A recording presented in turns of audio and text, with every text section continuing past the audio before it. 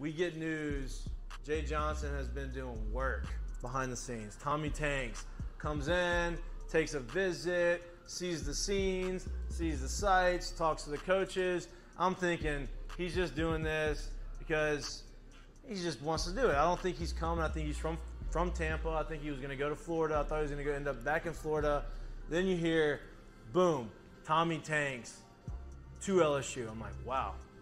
Huge commitment. Then you hear Christian Little from Vanderbilt transfers to LSU. Now, I don't know why he didn't pitch a lot this year at Vandy, but he's got first-round stuff. And we have 3 openings probably. A lot of opportunity. In the weekend rotation. Now, obviously, Ty Floyd, if he doesn't sign the draft, is coming back. And that you have the guy from Purdue, the kid from Purdue who transferred here, Yeah. Pac-10, Big Ten Pitcher of the Year. Creighton. Or Creighton. Was it Purdue or Creighton? Did I mess that up? Creighton. No, I'm laughing at the music. Is just unbelievable. You can hear it. Absolutely. I told you to tell them to turn it off. Well, I know, but I can't change their work environment. They want to have a little tune before they go. But I mean, is it affecting the show? No, I think it adds just a little ambiance to what we're doing around fine, here. fine. It's funny. We got. I thought it was pretty. It could be great. Anyway, So we've gotten loud. 3 starting pitchers transfer in. We've gotten an All-American who had 27 home runs, 360 as a freshman, 75 RBIs NCAA record of home runs as a freshman. So he is coming in. NCAA record. Right? Now, here's my question is what happens with Trey Morgan? Does he move positions? So I'm gonna give you this little. Because Trey's great at first. I'll just tell you this: I made one trip to, and I don't know if this was just this one time doing it or whatever, but I did make a trip to High Point, North Carolina this year.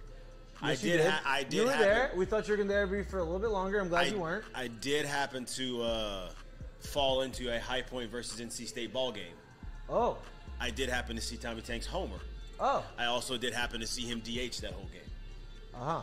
So you think DH? Even if that's the majority of the spot for him, I know apparently he's not that mad at that. I would imagine that's not the reason why he's gone from there. So with that being said, yeah, I do. I think that's a possibility. So maybe he DHs, and then that would mean that if Jobert doesn't sign, if Brady Jobert does not sign, he's going to be out in the outfield grinding, working on it, making sure that he gets his outfield skills up to par. Yep. Because obviously you want the bat in the lineup. He can hit. You have Dylan Cruz is going to be in center. And you would assume you have Pearson in left, right? Like I just can't. Left I can't, or right? I can't see any reason why Trey would be moving unless him and the staff were literally like, for whatever reason. Now does Tommy play third base? Yeah, I don't know.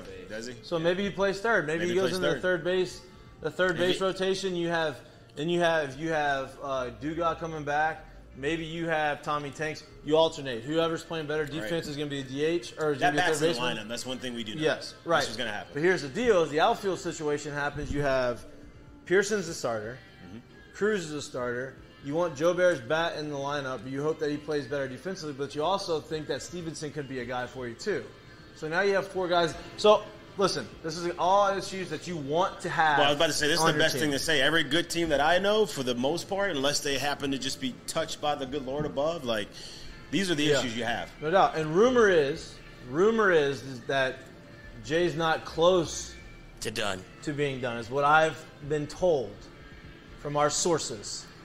You know what happens when we hear about our sources? Yeah, we're hit or miss. Yeah, you know. You can't blame mostly hit.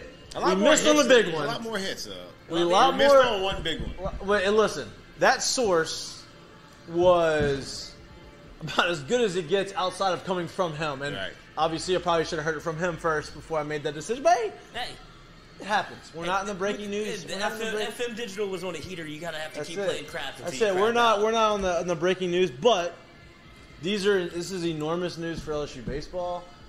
Jay Johnson has come out verbally and said he's not worried about the staff. He's worried about recruiting right now. I can do it myself. Huh? I can do it myself. Look, that shows you how much of a recruiter he is. And obviously, like, the staff is going to round into shape. Like, who's not going to want to come here? I was about to say, I would imagine at this point, especially with the team that they're inheriting. I would imagine at this point, when it comes down to this job, there is a lot of opportunities when it comes to getting coaches here. No doubt. I hope our guest comes on. I don't know if he's going to be able to.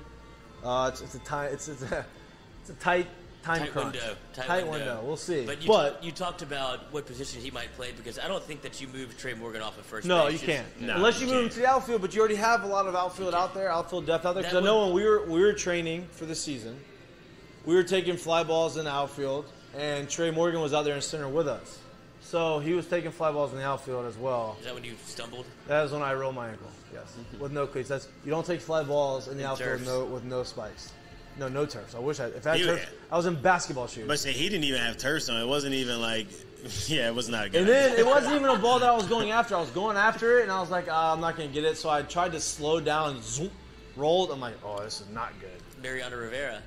Not good. But, it was like the last little bit of the He practice. kept a nice and- steady pace off the field, though. Like you really Yeah, you thought that couldn't he was, tell. you really thought that he took all four. And it was like, I'm not gonna get to it. I'm done for the day. Yeah, Until you you can't let him see you sweat. You know what I mean? Yeah, look at Yeah. me. Yeah. But big news. What? I was just going to say the reason I brought that up is Yeah, because bring it up. when Tommy Tanks went to, he was obviously evaluated by Perfect Game, went to IMG Academy. They said power to all fields, which is obvious, but played a high level third base in high school. So Okay, so that's yeah. that might be a better situation. So maybe that's part of the reason why he got out of NC State. And listen, we just got a transfer that came in this year who was really good offensively and really wanted to play third base. And he played third base, and he was adequate, I would say. He wasn't awful. He had some struggles at the beginning of the wasn't a season. problem. But he wasn't a problem at third. Yeah. And if the scouting report from Tommy Tanks is that he is a pretty good third baseman coming out of high school, then I think you give him the opportunity. You want the 27 home runs in the lineup. And I'm happy. But now, I mean, Jesus Christ, our lineup is going to be nasty. Again. I mean, you'd expect that because Jay Johnson is an offensive-minded guy, and that's what he does. Now, I would like to see our weekend rotation to be nasty. I would assume the guys that he has coming in would be, he I'll probably say wants this. another starter, probably another guy or two in the bullpen, and probably one more position player he wants to bring. I'll say this. Maybe a catcher. I'll say this for what we didn't have as a solidified starting like rotation on the weekend, we had in the pen. Obviously, we had as a lineup. But I'm like, man, if we're even able to upgrade that a little bit, and then now you add Tommy into this lineup, which you're obviously going to lose Barry, but you Yep. add Tommy into this lineup, I'm like, man, it's hard to believe we won't be able to get out of a regional or super again. Like, Listen, it's hard to believe that. Jay inherited a really good team. He would probably say that this year was a disappointment. He saw that we need to change some things up. Next year, you have to make it. I don't want to say you have to make it to Omaha because that is hard, but that is the expectation at LSU.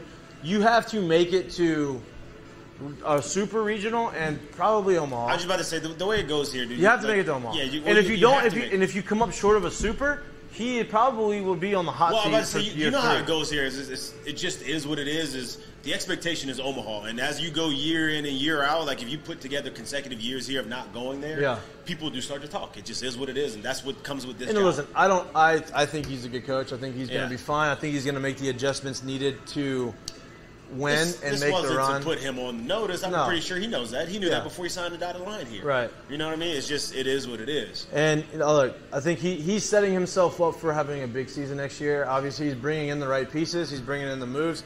You can't say that we're not going to be talented enough, and that puts more pressure on him Yeah. because you are inheriting. You inherited a lot of talent. You're bringing in more talent. You have a really good team. There's no excuse to win. And he would say he wants those expectations. He wants to have that pressure, and that's all you can ask for a guy running the ship here at LSU. Yeah.